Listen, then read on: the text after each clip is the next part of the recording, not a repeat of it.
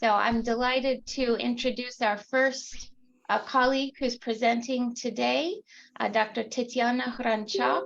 She is the leading research fellow in the Department of Theory and History of Librarianship at the V.I. Vernadsky National Library of Ukraine. And the title of her presentation today is Libraries and the Politics of Memory, Educational Dimension. And I'm especially happy to welcome Dr. Hranchak to our IU Ukraine Non-Residential Scholars Program. She's a new addition to the program, and so I know we're all looking forward to getting to know her and her work. So I'll remind our colleagues that we will have a chance at the end of Dr. Hranchak's presentation for questions, for discussion. And so for now, I welcome you, Dr. Hranchak, and looking forward to learning about your research. Thank you very much. Hello, dear colleagues. I'm happy to have a chance to collaborate with the team of the scholarly community of Indiana University and present my research today. Thank you very much for this opportunity. And my presentation consists of three parts. The first part is built around the triad memory identity library. In other words, it is about relevance of the research.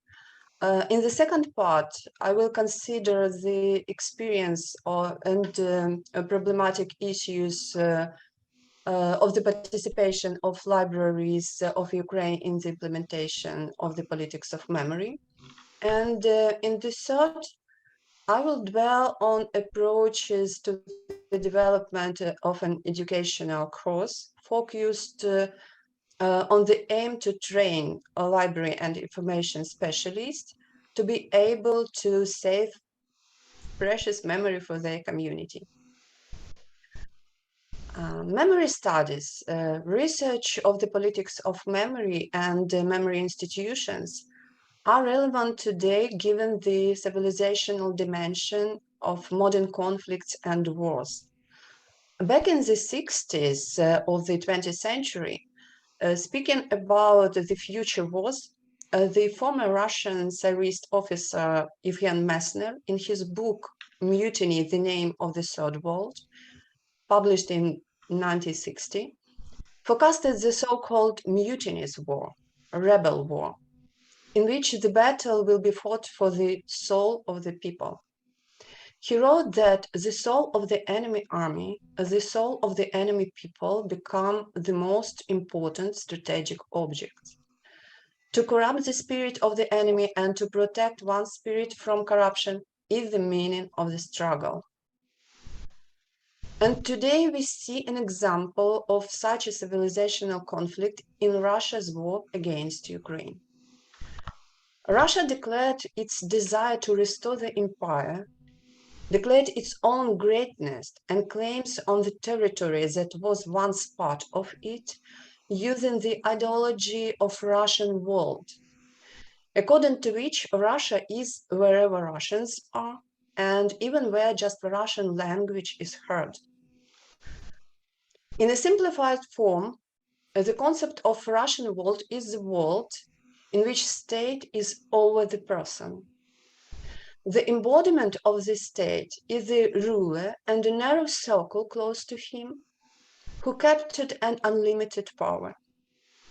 A person's life is valuable only in view of the possibility of sacrificing it to the state. In the economic sense, this is an extensive development due to expansion, corruption schemes, and various types of illegal appropriation.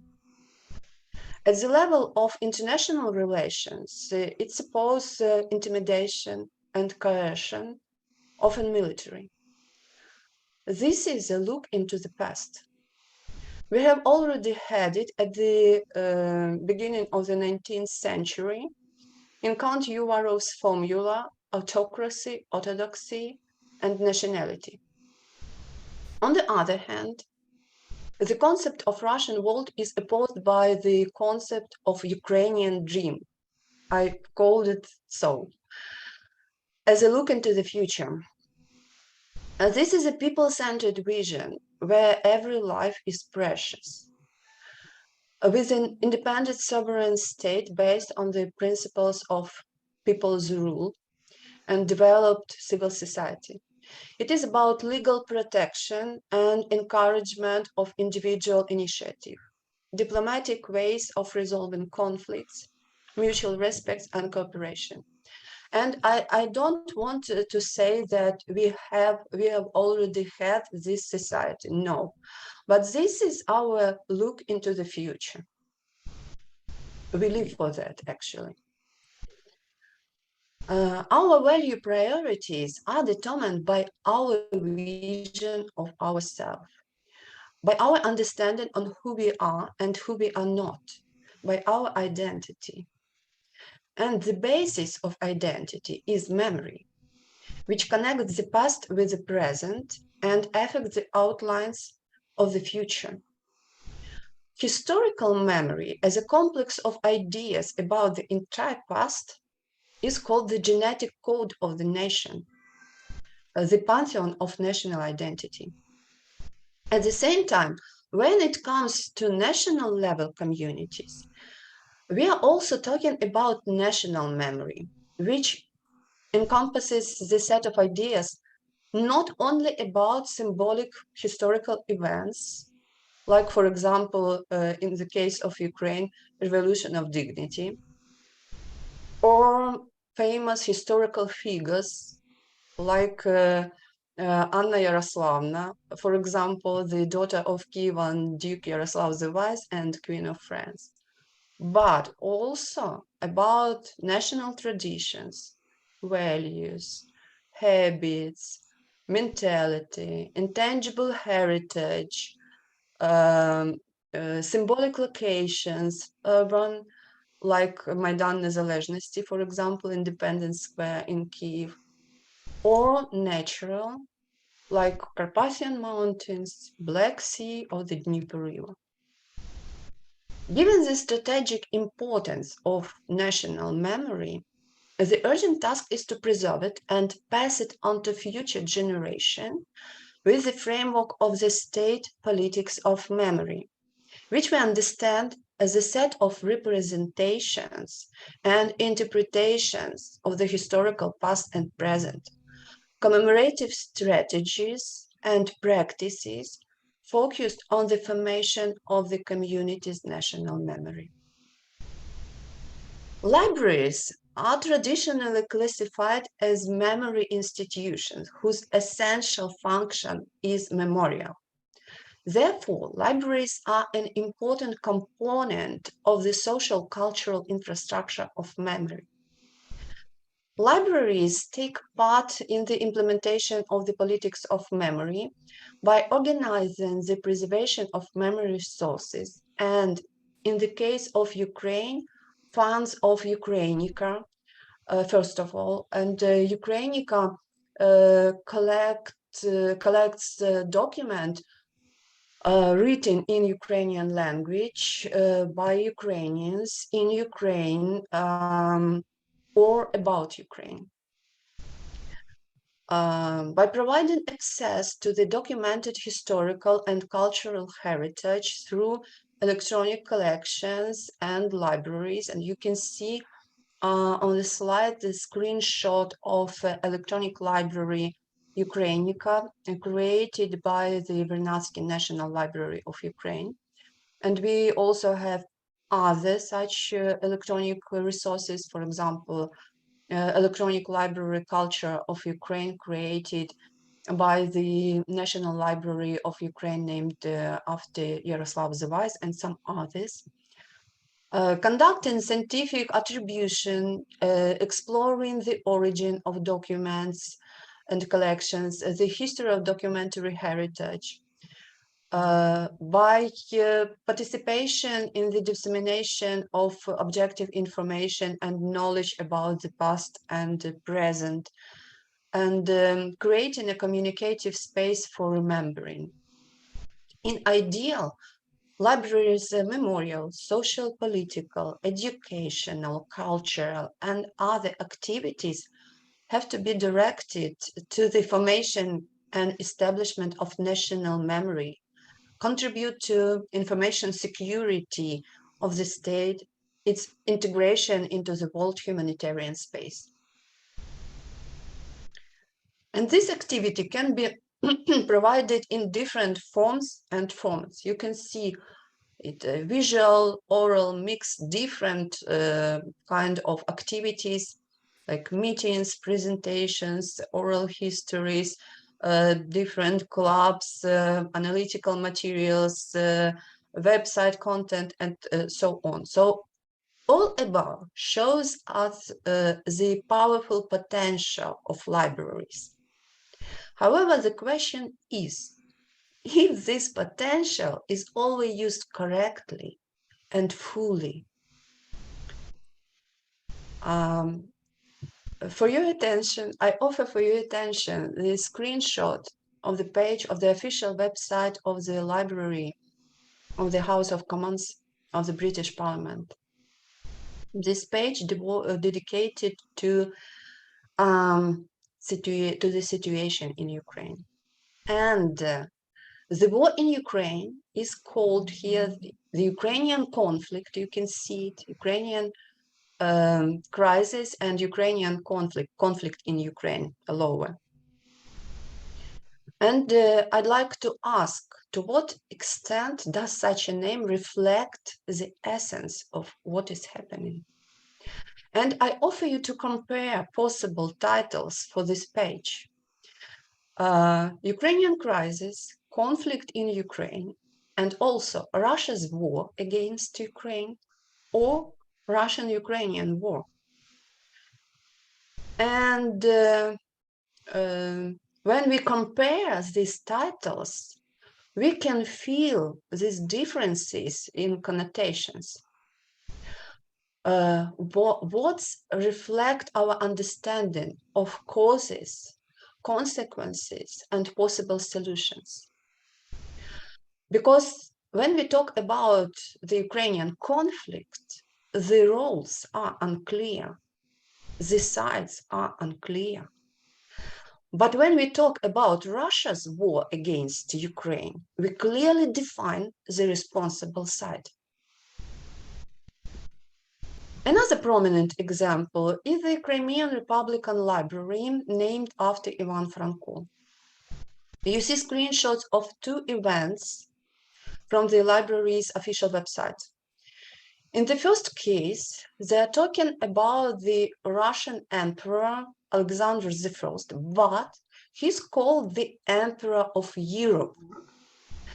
And I'd like to stress it, Emperor of Europe, not European Emperor, in sense of Russia's belonging to Europe, in sense of some characteristic of the policy, but Emperor of Europe, which makes it possible to read the connotation of management, impact, and rule. The Emperor of Europe here is in the sense of influence and control. In the text, there is another manipulation with terms Russia and Rus. They are replaced, which once again integrates the Russian authorities into the concept of Russian world. The Russian emperor is the emperor of Russia, and the Rus emperor is the emperor of Russian world. And Russian world is wider than political state Russia. The title of another message indicates the spread of certain values. In this case, love for the king, Tsar, who is called a saint. So that is about the sacralization of power, which matches well values of Russian world concept again. So as we can see, librarians do not always take a responsible position in spreading distorted narratives within the implementation of the politics of memory. And there is not only about Russian librarians or Ukrainian librarians, but also, as we can see, British librarians, maybe someone else. In Ukraine, the rethinking of the role and possibilities of libraries in the implementation of the politics of memory took place after the beginning of the Russian aggression in 2014.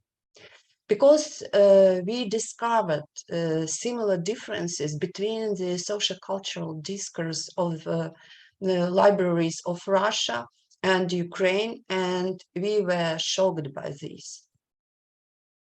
The beginning was laid by the post about the famous Ukrainian poet, symbol of the people of Ukraine, Taras Shevchenko. You can see screenshot of this post made by one of three national libraries of Russia, the presidential library named after Boris Yeltsin. It was about the fact that Shevchenko, quote, revealed his talent and gained freedom in Russia, the end of quote. However, in fact, it was thanks to the institution of slavery in Russia that Shevchenko was deprived of his freedom for approximately half of his life. And he was also exiled to Kazakhstan for more than 10 years by the Russian authorities with a ban on writing and painting. And these facts were kept silent in a post. And I would like to ask, did the Russian librarians know about these facts? Of course, they knew because these are well-known textbook facts. And we have a case of information manipulation. And further research revealed that this case wasn't an exception, unfortunately.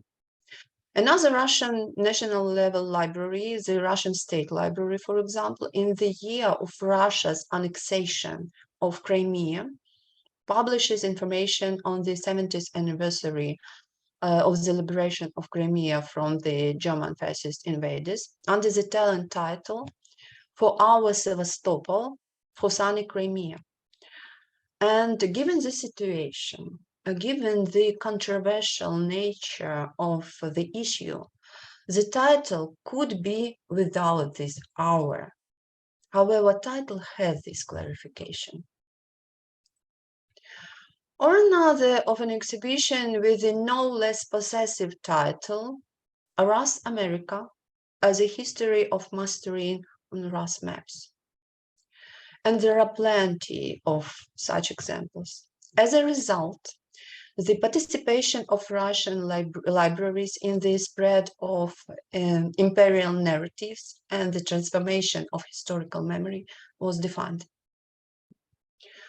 This tendency was discovered also in the Russian-controlled territories of eastern Ukraine, whose libraries constructed the memory of these regions as Russian, and local residents were identified as Russians.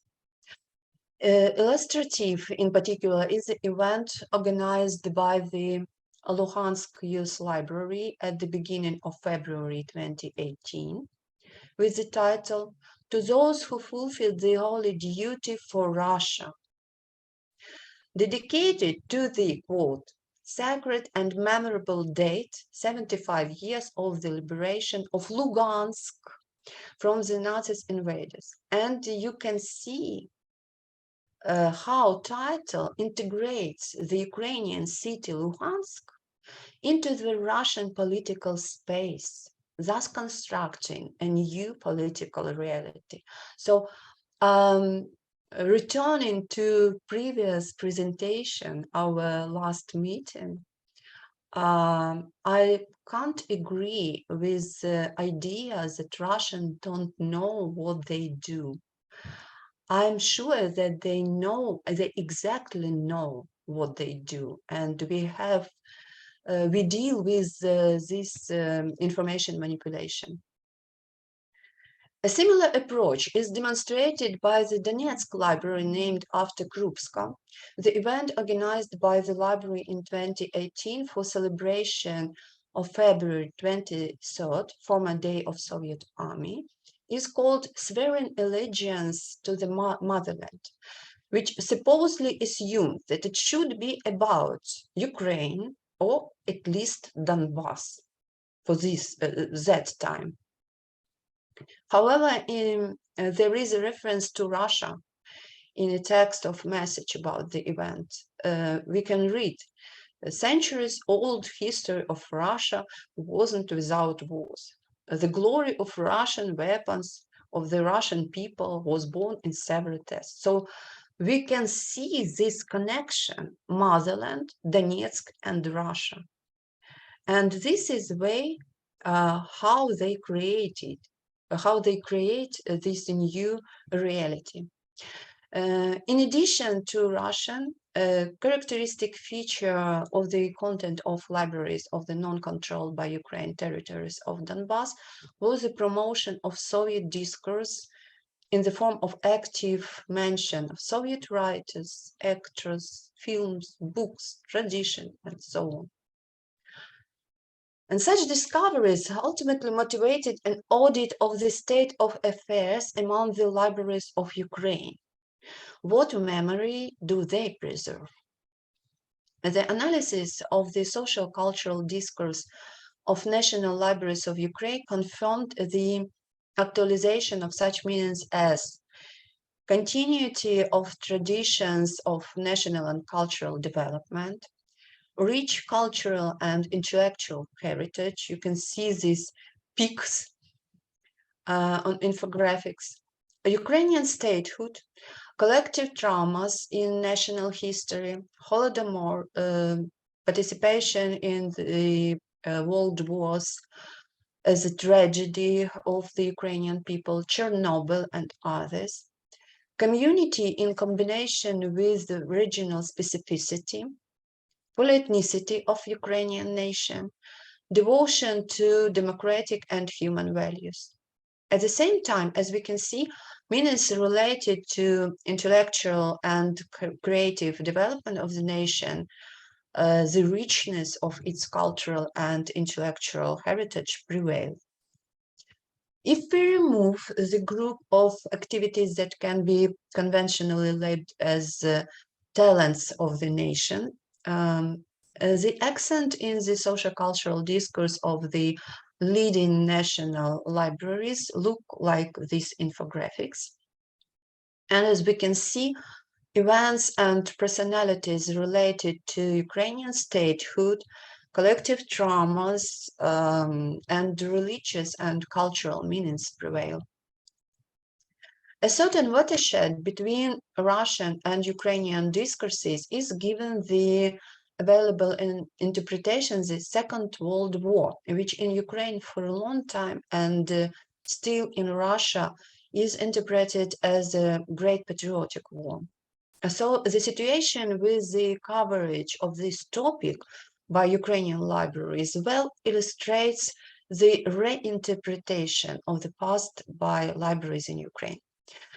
In 2014 and 2015, leading national libraries of Ukraine organized 23 events dedicated to the Second World War and the participation of Ukrainians in it during a year.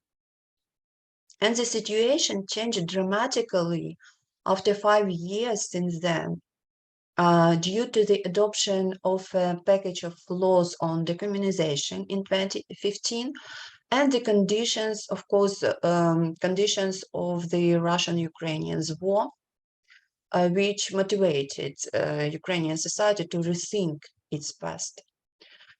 And in 2020, the majority of national libraries of Ukraine limited information about the war, and approximately from between 1 to 3 messages and followed the concept defined at the official level and did not address our patrons with greetings. As for regional libraries, their attention to the war topic turned out to be different from completely ignoring the date, the 9th of May.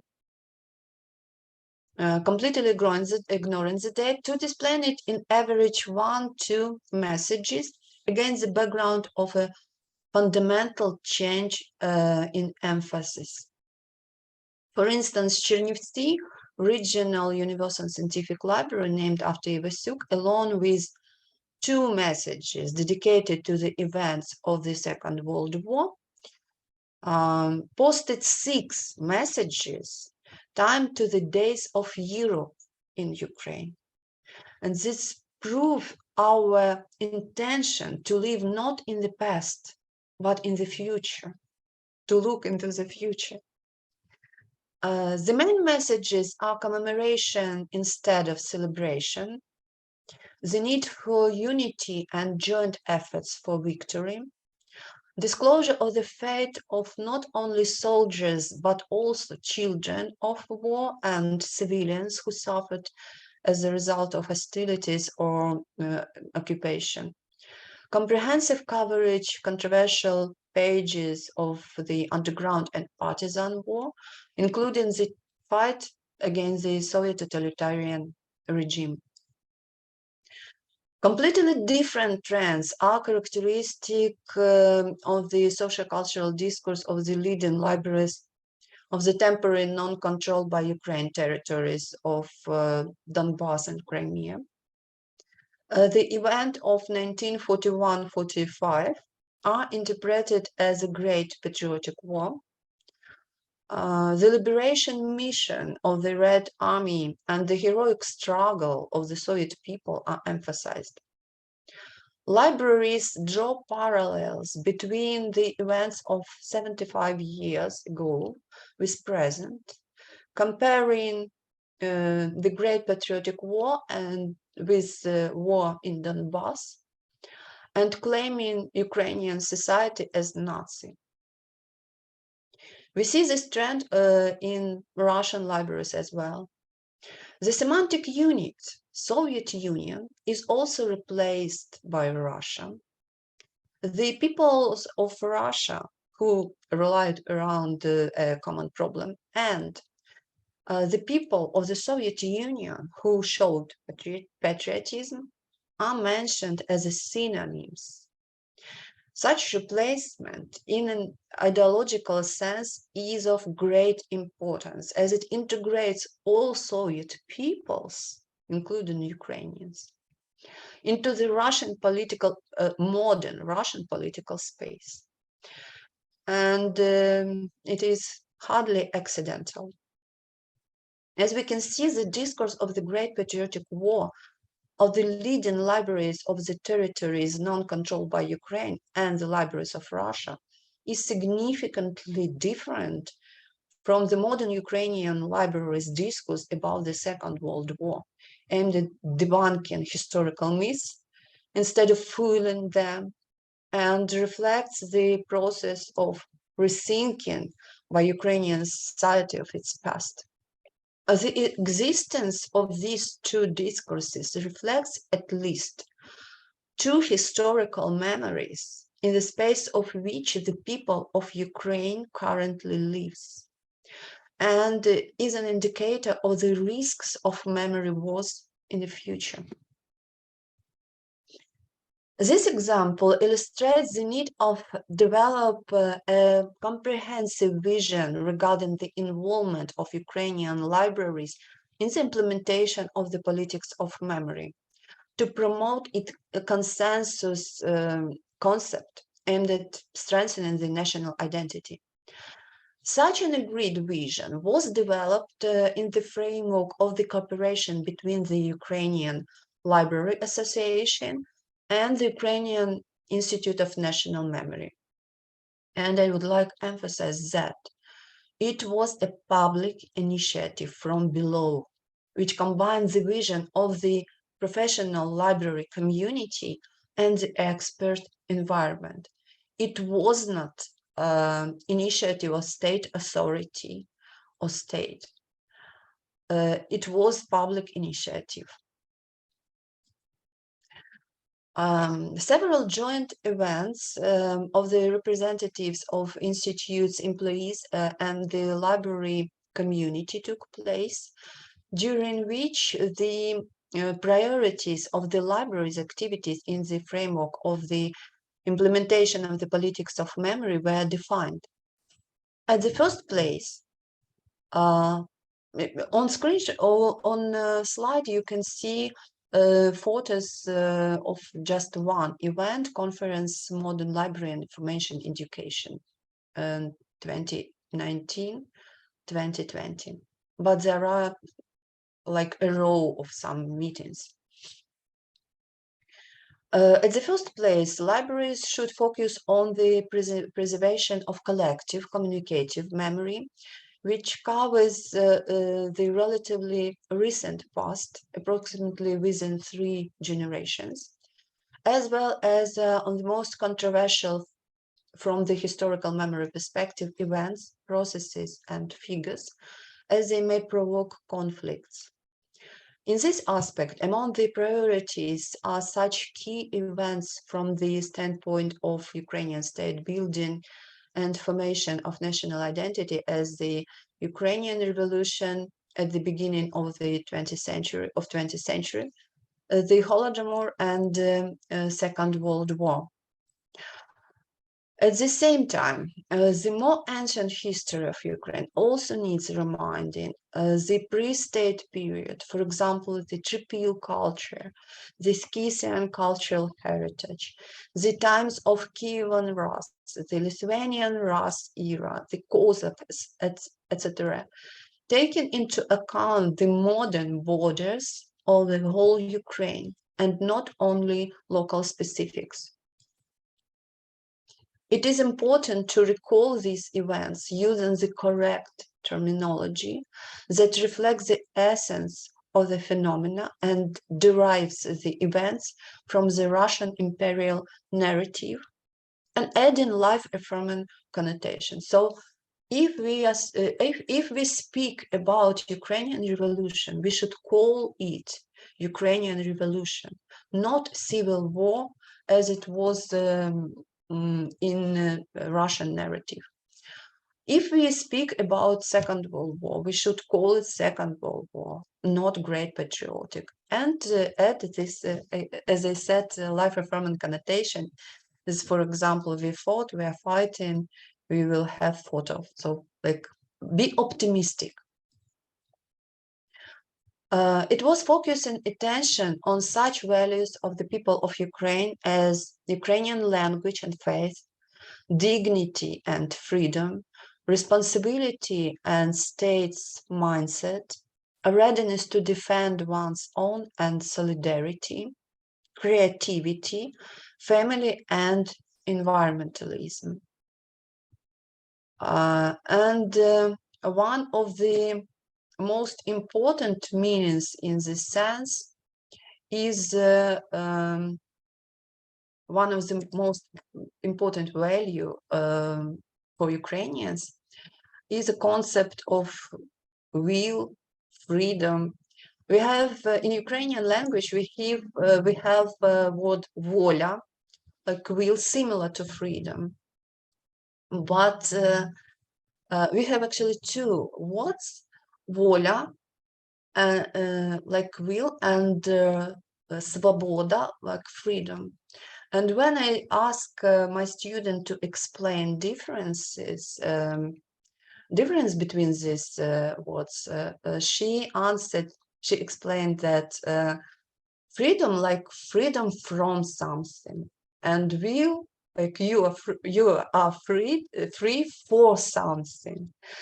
So our voля, something in between, like mix of will and freedom. The freedom with a vector of action, directed and active position, and visualization of the importance of this word for Ukrainians is its projection onto the state emblem of Ukraine. And such a visualization leads to the idea that this free spirit is the main symbol and key experience, the basis of identity for Ukrainians.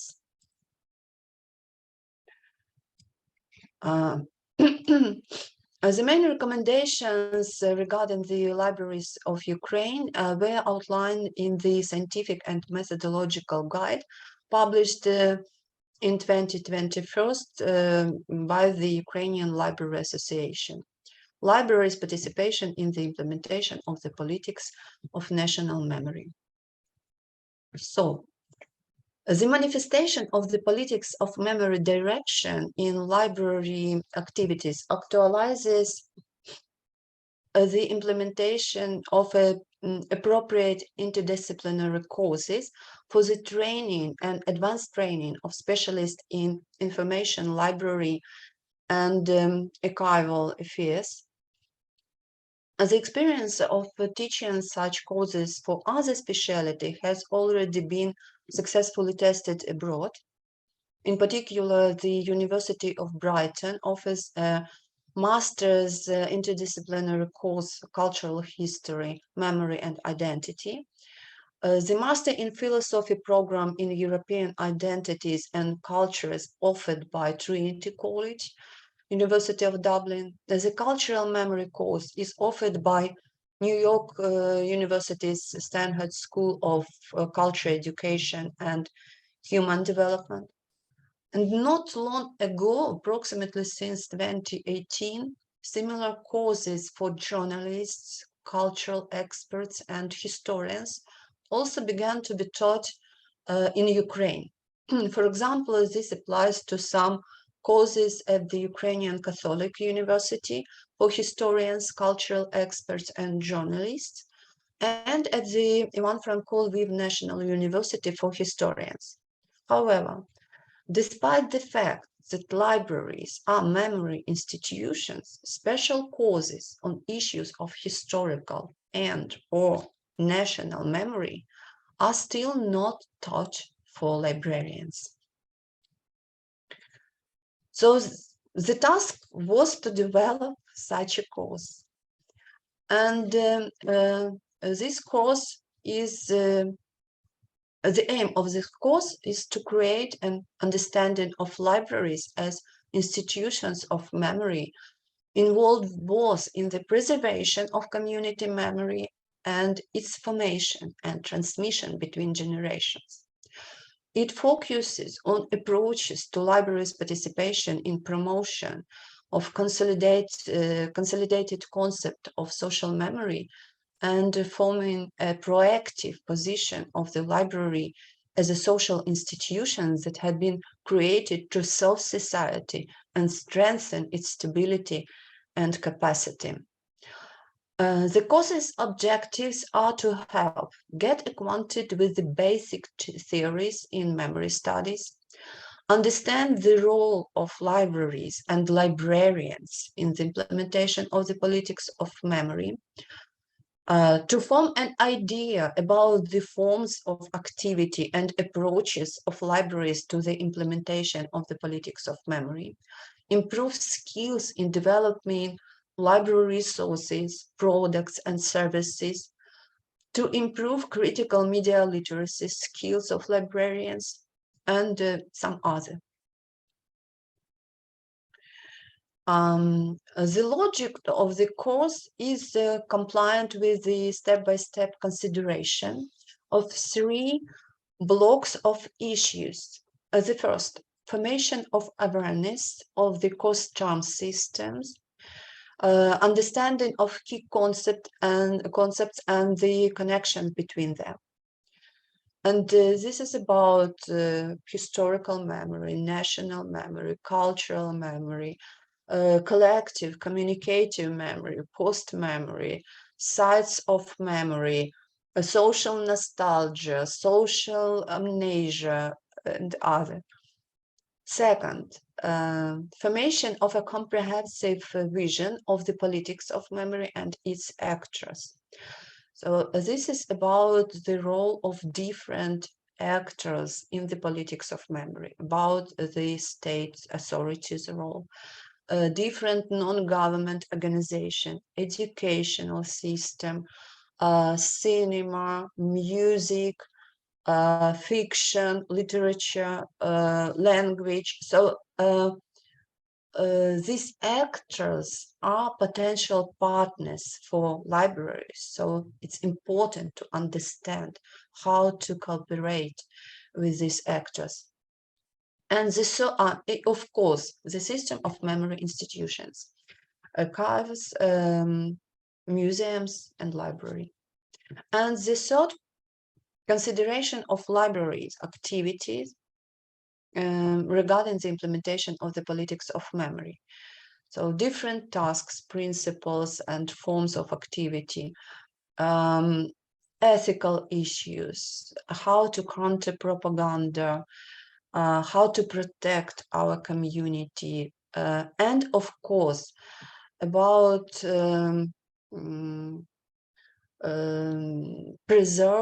preservation of information about Russia's war in Ukraine.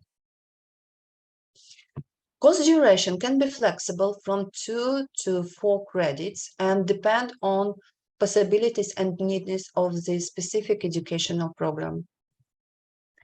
Mastering the course material is assumed by applying a set of methods and types of activities. Lectures, practical classes, game technologies, and work in small groups, various forms of cooperative learning, elaboration of the recommended literature, and participation in collective discussions, writing an essay, doing tests, and implementation of an individual or team project. These types of activities are combined in such a way as to maximally involve students as an active participants in the educational process to create conditions for their practical application of acquired theoretical knowledge. At the end of 2022, the course was tested with about 30 librarians, and they gave extremely positive feedback. You can see infographic that reflects answers to questions. Would you have chosen this course if you had known what it would be like? And would you recommend this course to other colleagues? And you can see results. Results are eloquent.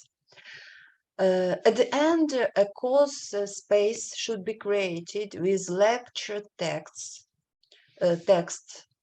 develop practical tasks, topics and questions for discussions and essays, a set of tests, literature for the course, presentation for each topic, and supporting materials.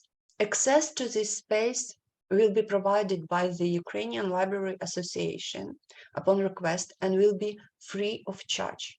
So all these materials will be open for anyone who wants to use it. I hope in the future this course can be included in the educational programs of those educational institutions that train specialists for libraries. And I have a dream that maybe later this course might be recorded as video course and downloaded on Ukrainian virtual educational platform Prometheus. So I have ambitious plans. And that's all, actually. Thank you very much for your attention, and I'm ready to answer your question if you have. Thank you so much, Dr. Hranchak, for this really wonderful, very rich presentation. I'm sure there will be questions for discussion from our colleagues. So colleagues, please raise your hand if you'd like to ask a question. You may also put your question in the chat if you'd like to type it in there and I can read it out. You're welcome to type in English or Ukrainian, either one is fine. So please, Dr. Maria Zubritska, you're first. Thank you very much. Thank you very much for a very, very important issue. The role of libraries in fostering and national memory. But my question would be about the model, a new model in a new context after the war of activities of libraries in Ukraine. You know better than I how many libraries we have.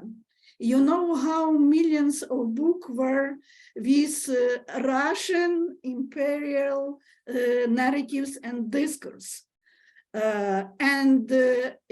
Needless to say about the qualification of librarian.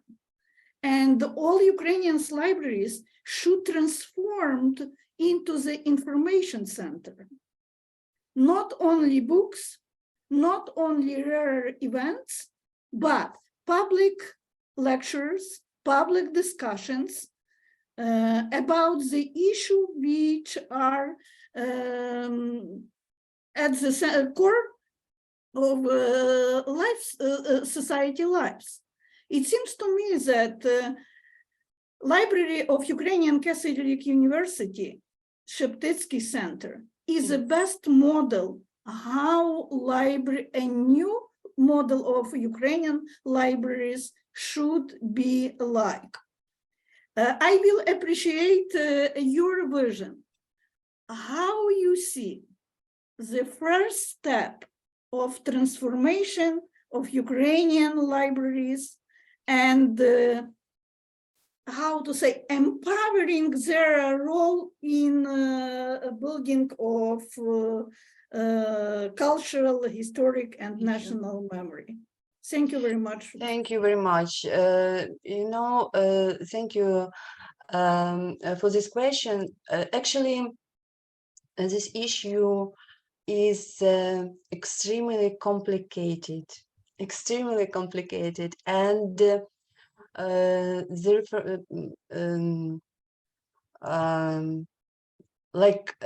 reform of libraries activity depends not only on visions of librarians, but also of vision of our authorities.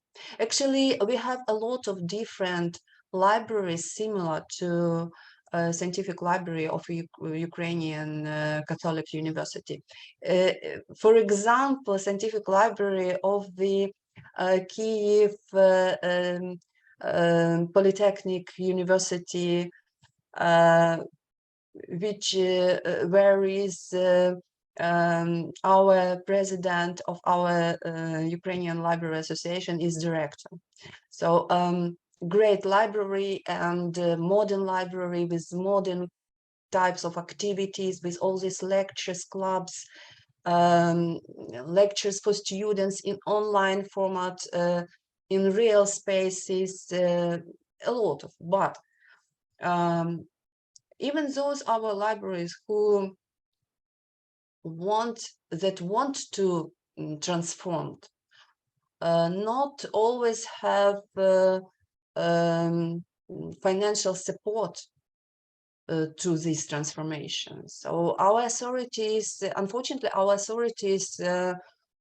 can't see libraries as powerful participants of social processes. And I suppose that this attitude for libraries is because of corruption, because not knowledge helps you to get some position in society, to get influence.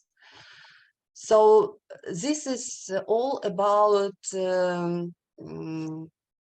modernization of Ukrainian society, a whole Ukrainian society, and about our mentality also, about law. So this is a lot, but I would like to emphasize that those libraries who united in frames of the Ukrainian Library Association, put a lot of efforts to be modern and to match expectations of their patrons. Thank you, Tetiana. We have a question in the chat from Yevhen Hranchak. He says, first, thank you for a wonderful presentation. As far as I understand, Russian libraries retell well-known myths of Russian propaganda. But how do libraries construct new myths, or can libraries be considered as full-fledged actors of historical memory? Thank you very much for the question.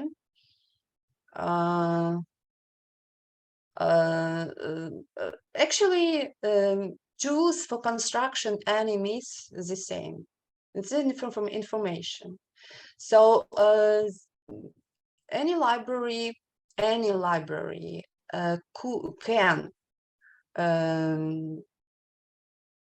be a participant of this information manipulation. And the question is how to avoid these tendencies or trends. Because librarians have this ethical code.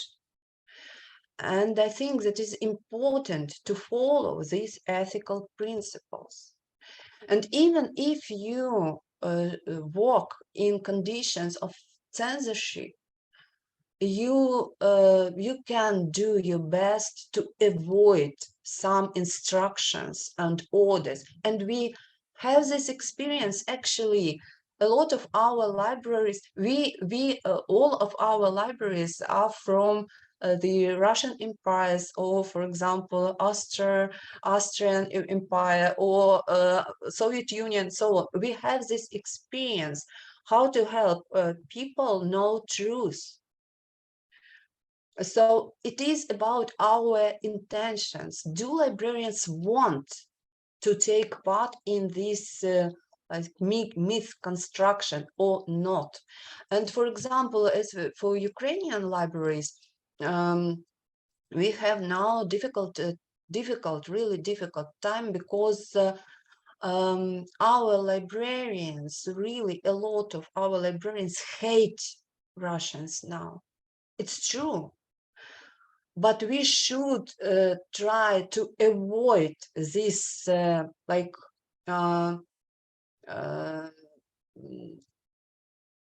hostile language in our publications. We should be as neutral as we can and avoid this construction of myths.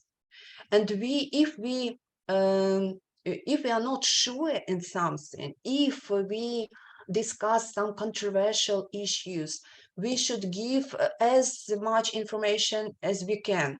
So we should show different sources, different books, different positions, and help our readers to understand all these controversial moments. Thank you. We have a question now from Oleksiy Kondyuk, and then another question in the chat that I will read out after that, and that will probably wrap up our presentation. Oleksiy, please. Thank you very much for interesting presentation, and thank you for making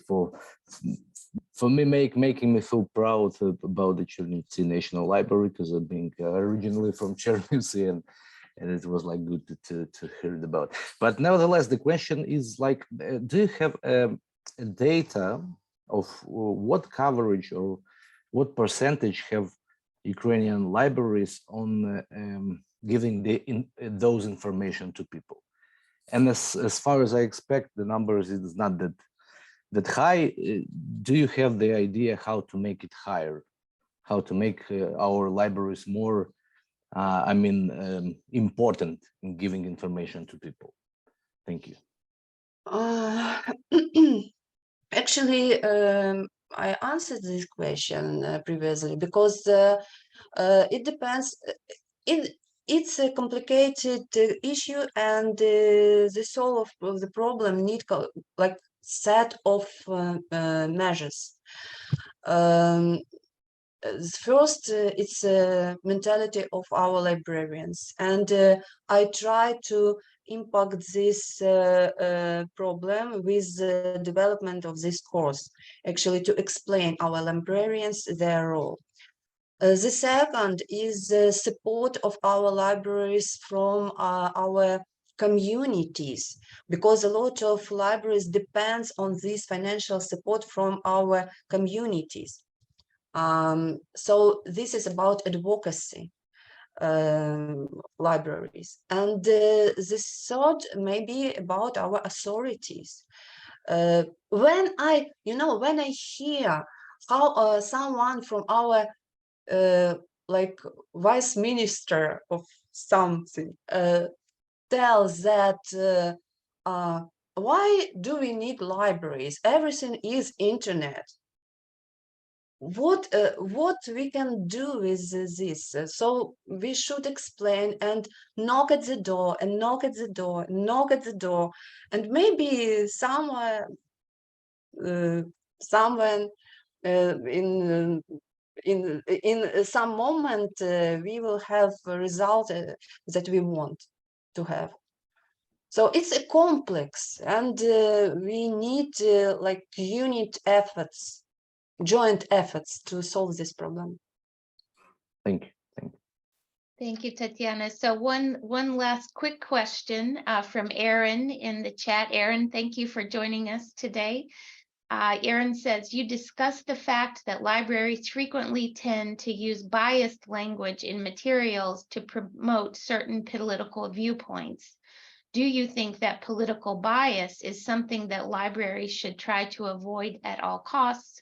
Or do you think that maybe as political institutions, national libraries are expected by politicians to take such a stance?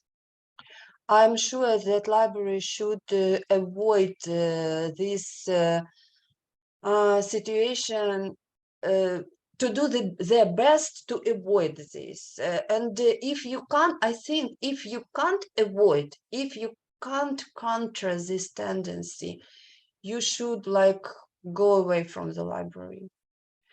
And we are like doctors.